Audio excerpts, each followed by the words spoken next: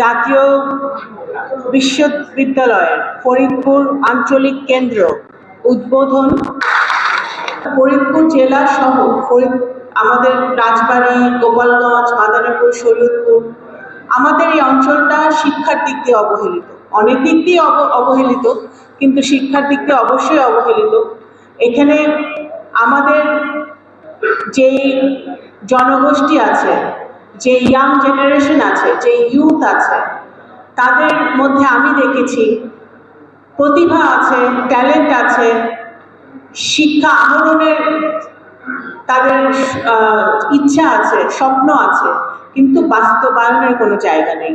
আমরা আমাদেরকে যারা জনগণ 12ই ফেব্রুয়ারিতে একটি সুষ্ঠু নির্বাচনের মধ্য দিয়ে ভোট দিয়ে নির্বাচিত করেছে, আমাদের কিন্তু নৈতিক দায়িত্ব এবং কর্তব্য যে দলীয় সংকীর্ণতা উঠে উঠে জনগণের জন্য জনগণের সেবায় কাজ করা।